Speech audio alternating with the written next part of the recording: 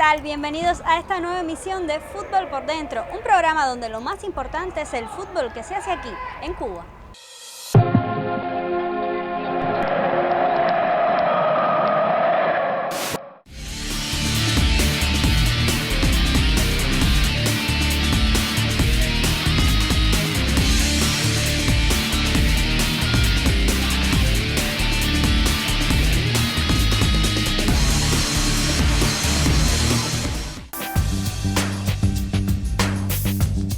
Ya estamos de regreso y hoy dedicaremos nuestros 27 minutos semanales a hablar de la participación cubana en mundiales de la categoría sub-17. ¿Y usted tiene en eso alguna experiencia? Sí, precisamente en las eliminatorias para el Mundial de 2005 en Perú, estuvimos en aquel equipo cubano que quedó en el premundial de Costa Rica. Sí, pero de eso hablaremos más adelante. Ahora seguimos en Fútbol por Dentro.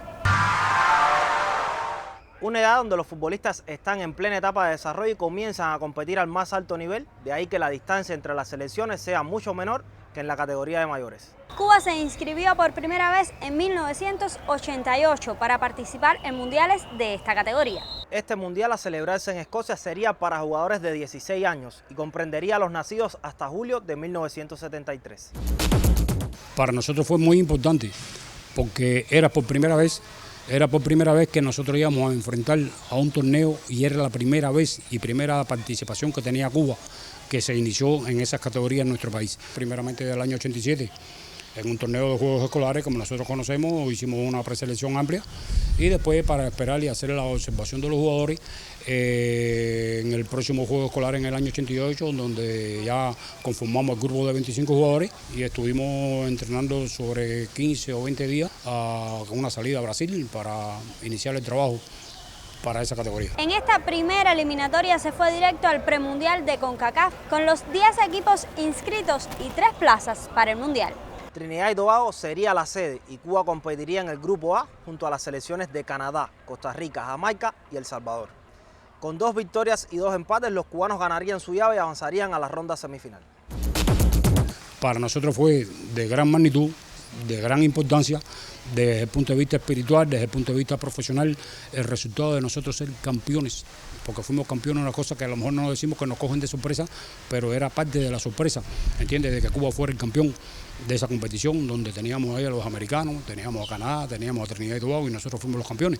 Y fue por primera vez que nos encaramos una competencia de esa índole. Otras 2 victorias le dieron el título a Cuba de CONCACAF y el boleto a Escocia en 1989, como la primera nación del Caribe en participar en un mundial sub-17. Era un momento, una época diferente y nos preparamos muy excelentemente para enfrentar a ese torneo que es un campeonato del mundo, que para nosotros era estar dentro de los 16 países del mundo, porque eran cuando ellos competían 16 nada más, y para nosotros era una cosa grande de enfrentarlo. Perdimos 3-0 con ambos países y con ganas empatamos el partido 2. Ellos nos empataron a nosotros, un país que es de potencia en esas categorías.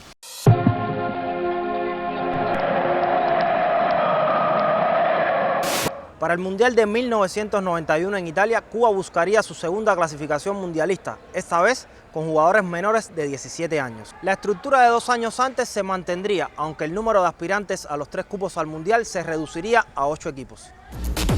El segundo equipo no se tomaron las decisiones desde el punto de vista de participación y prepararse para el torneo. Sí entrenamos como siempre, tenemos mucho tiempo para el entrenamiento, mucho tiempo para la preparación, pero la parte competitiva fue una de las cosas que siempre es la que nos molesta.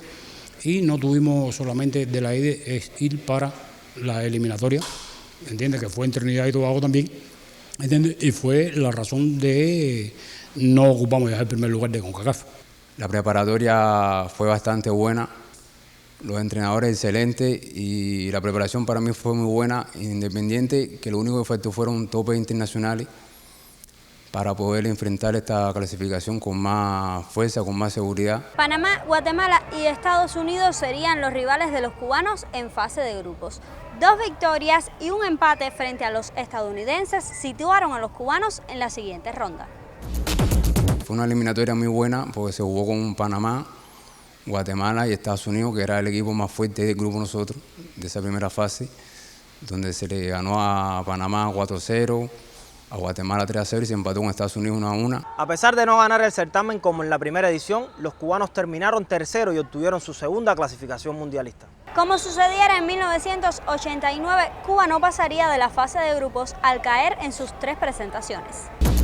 Porque teníamos de contrario a Uruguay, teníamos a Ghana de nuevo y teníamos a España. Ese grupo, y para no hacer mucho, el resultado con Uruguay fue el partido que perdimos 1-0. ¿Entiendes? Con Ghana perdimos 2-1 y después con España perdimos 7-2 con España, ¿entiendes? Y después nos quedamos fuera, pero al final del Mundial, campeón del mundo Ghana y segundo lugar España. Ya podemos ver la magnitud que tenía ese grupo de nosotros para nosotros poder clasificar. Si bien en 2 mundiales los cubanos no pudieron ganar partidos y como mejor resultado alcanzaron un empate a 2 goles con Ghana, el hecho de clasificar a un evento con los mejores 16 equipos del mundo es de por sí un gran mérito.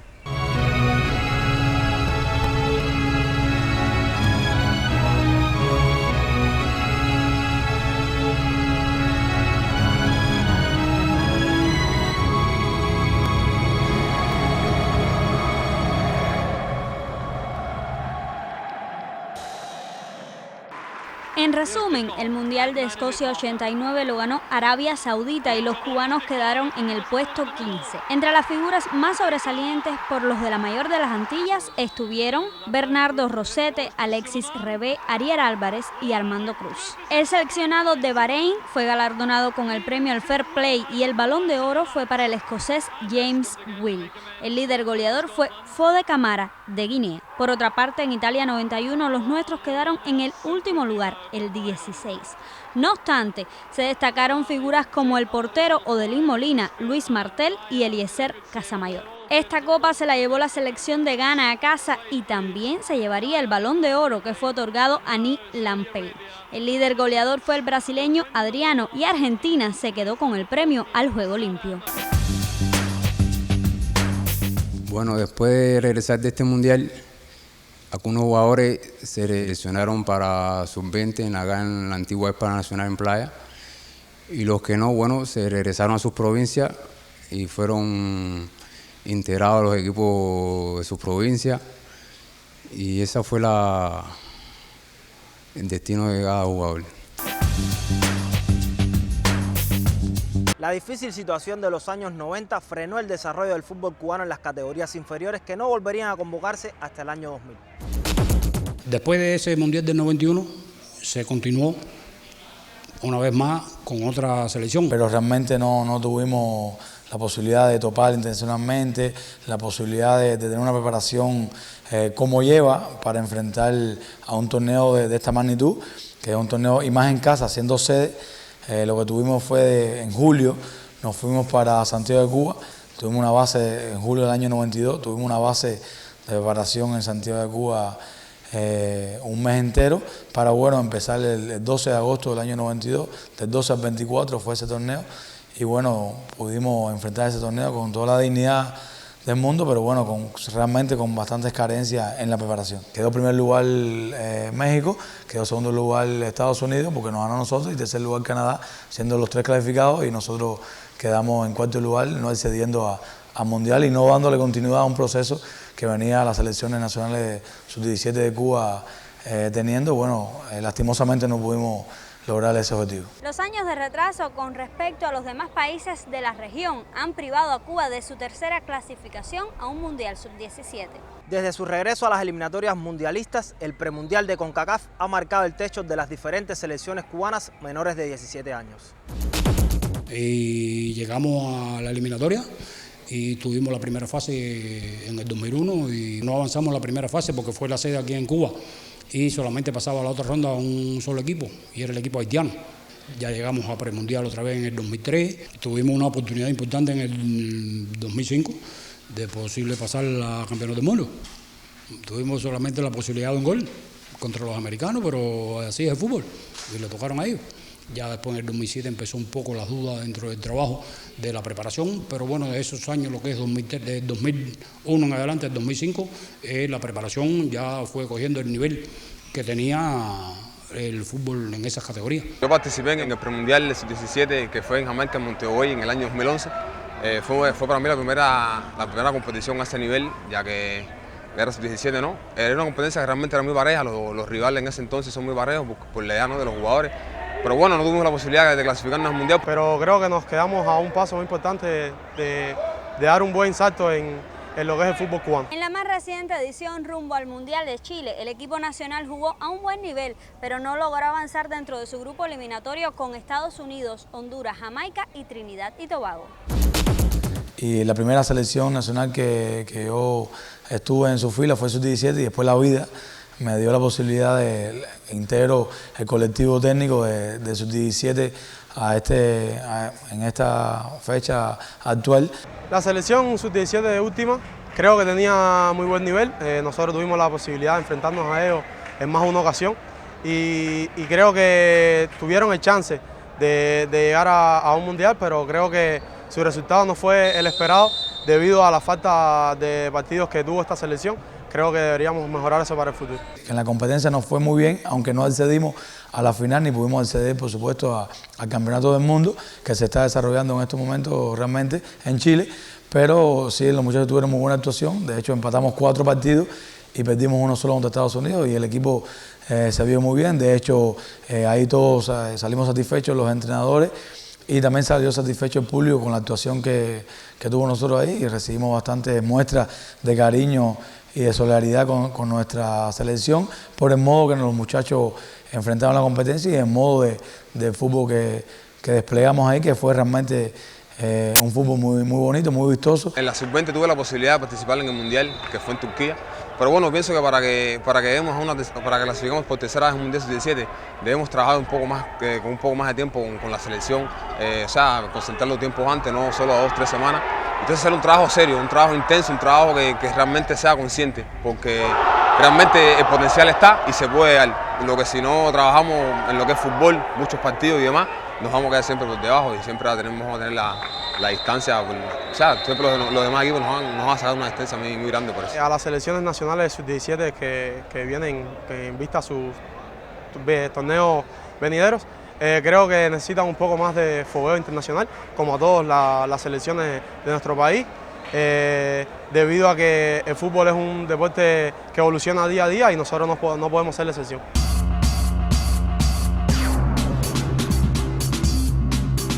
Un país que tiene más de 100 años de historia del fútbol, realmente no ha crecido tanto ni por el nivel técnico y táctico de la preparación de los especialistas como de los jugadores. El fútbol cubano sí tiene nivel, de hecho aquí han venido entrenadores de otros países y han dicho que el fútbol cubano tiene nivel, lo que no se le da tanta promoción aquí en la diversidad de los medios, ni en la televisión, ni en la prensa. El equipo de fútbol cubano es un equipo muy bueno y tiene muy buenos jugadores.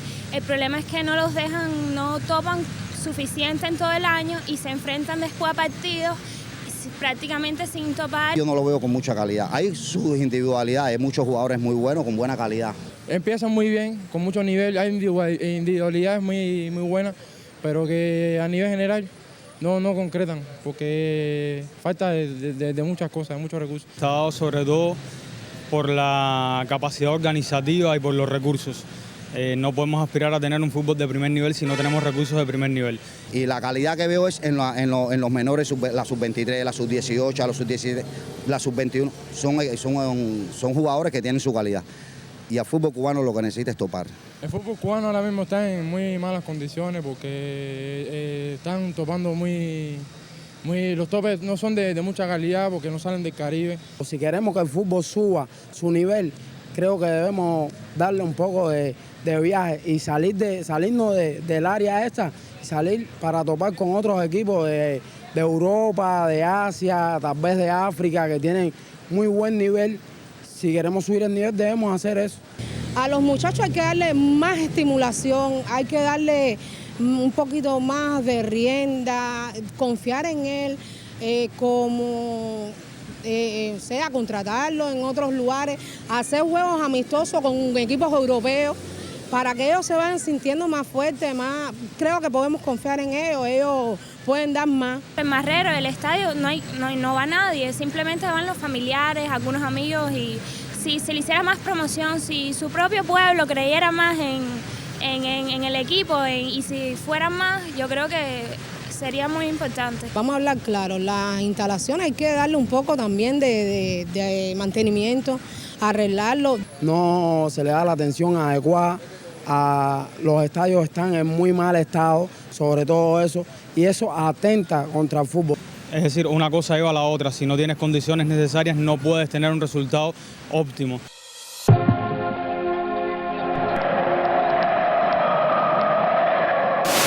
Les propongo ahora la sección Claves del Juego. Recuerde que esto es Fútbol por Dentro, un programa donde somos más que 11.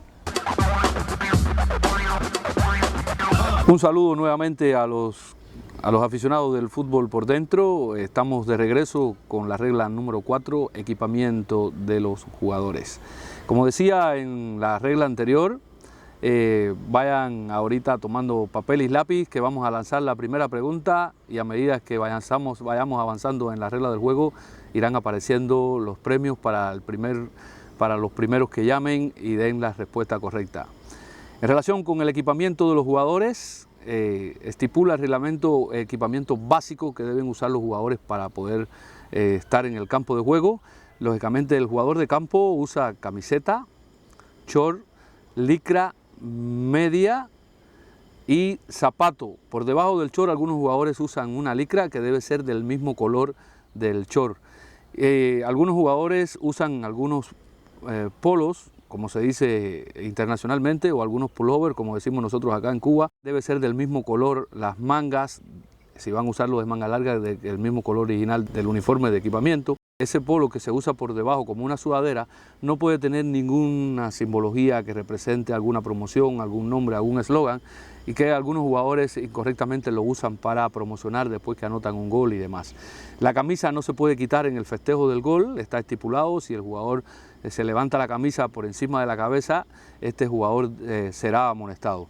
En otro orden de aspectos, es importante que se conozca que el jugador debe usar una canillera, como le decimos acá, que le sirve de protección para en caso de lesiones y para el caso de algunos contactos fuertes cuando se disputa la pelota, y lógicamente protege la zona de la tibia. Es muy importante esta protección para el jugador. Los zapatos, lógicamente algunos por las características del terreno pueden ser plástico o puede ser duro, y lógicamente son zapatos muy confortables que le permiten al jugador desplazarse en el campo de juego y poder manejar la pelota con una mayor facilidad. Es importante que conozcan también, mis queridos y estimados colegas, que cuando un jugador en caso de lesión sufre alguna lesión y ahí hay sangre, el jugador no puede permanecer al campo de juego. Son las estipulaciones desde el punto de vista que la FIFA estipula en su reglamento. El jugador debe salir del campo de juego, cambiarse la camisa, y en algunos casos cuando no existe esto, el procedimiento el jugador debe lavar la camisa y entrar al campo de juego con la autorización del árbitro. Es importante que se entienda de que el árbitro en ninguna de estas infracciones que el jugador comete, por ejemplo, cuando el equipamiento no está en regla, cuando no está en orden el equipamiento, el árbitro lo mandará a salir del campo de juego y el jugador deberá ponerse el equipamiento en orden y deberá ingresar al campo de juego con la autorización del árbitro. En este caso no existe la sanción disciplinaria por la infracción de este tipo de reglas, solamente se sanciona al jugador con tarjeta amarilla cuando ingresa al campo de juego y ha sido sacado por el árbitro para poner en orden su equipamiento. Otras de las cuestiones interesantes es que algunos jugadores usan el tape, como le decimos a nosotros acá. El tape es el tape que se ponen los jugadores para sostener las medias con la canillera, y este tape debe ser del mismo color de la media, es decir, no puede ser diferente. La canillera va por debajo de la media, como está estipulado, con algunas regulaciones que estipulan, y es un error lo que hacen algunos jugadores. Es decir, algunos jugadores actualmente usan cada vez más chiquita la canillera y lógicamente no les protege absolutamente nada en relación con lo que estipula el reglamento de juego. En el otro orden, es muy importante que conozcan que el equipamiento del portero es un equipamiento muy diferente. Usa en algunos casos guantes, porque algunos jugadores algunos porteros no usan guantes, pero bueno, no es obligatorio, pero bueno, está estipulado. Usan una camisa de mangas largas, sus medias, short, que puede ser largo o corto, su canillera, lógicamente, y sus zapatos. Es muy importante que cada uno de ustedes conozca que en el fútbol no se permite ningún tipo de joya y ningún objeto que pueda causar daño a los jugadores. Por ejemplo, algunos jugadores que usan trenzas, no se pueden poner nada, no pueden usar nada que, insisto, que pueda dañar al adversario. Usan algunos espejuelos o gafas que lógicamente para alguna protección, pero tienen que ser con un material que no incurra en la lesión del contrario o en este caso en el propio. Bueno, mis queridos y estimados colegas, hasta aquí la regla número 4, equipamiento de los jugadores. Avanzamos un poco más y la primera pregunta está aquí. ¿Cuántas sustituciones establece la FIFA en un partido de fútbol? Por favor, enviar su respuesta al correo electrónico que aparece en pantalla y lógicamente pongan su dirección y cómo se puede localizar para hacerle llegar el primer premio.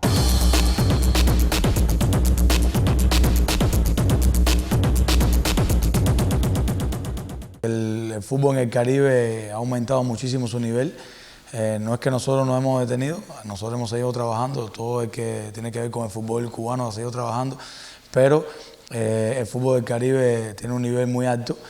Como viene siendo costumbre, las principales potencias en la selección sub-17 son las selecciones de México, Estados Unidos, Costa Rica, creo que son las principales potencias a derrotar. Y me parece que nosotros la fortaleza que teníamos de concentrar los equipos con más tiempo, eso puede ser que sea una vía para que nosotros tenerle un poquito más de espacio para trabajar, porque hay veces los muchachos vienen con algunos defectos técnicos, tácticos y físicos, porque aquí en nuestro país por el campeonato nacional de los escolares se juegan muy pocos partidos y entonces nosotros con más tiempo tuviéramos un poquito más de chance de entrenar más con ellos, corregirle un poquito más, pulirle más los elementos que ellos vienen con ese defecto. Pero en la base hay que trabajar muy fuerte. Y bueno, me parece que por ahí va la cosa, porque un jugador de esta categoría en cualquier parte del mundo y también en el Caribe enfrenta estos torneos con muchos partidos internacionales y nosotros tenemos que suplir, creo yo, esos partidos internacionales con preparación táctica, con preparación teórica, con preparación psicológica. Nosotros no tenemos las características de un España, un Francia, un Inglaterra, un Alemania, de que queremos ser como ellos. Ellos están compitiendo el año entero, ellos tienen las condiciones creadas, nosotros tenemos que prepararnos para crear esas condiciones, para poder adquirir, porque el fútbol nosotros estamos trabajando con mucho esfuerzo, con mucha dedicación, ¿entiendes? Pero lo que hace falta es el tiempo de trabajo y las condiciones para trabajar, para crear un equipo competitivo.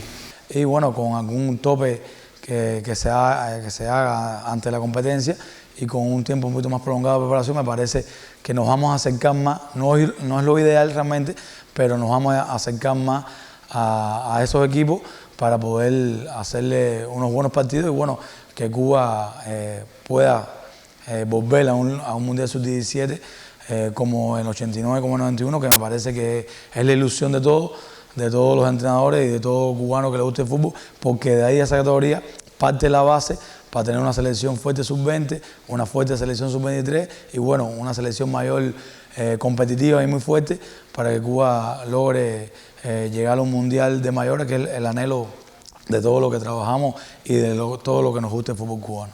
Ya ustedes han visto cómo está en el fútbol en el Caribe, en las categorías inferiores.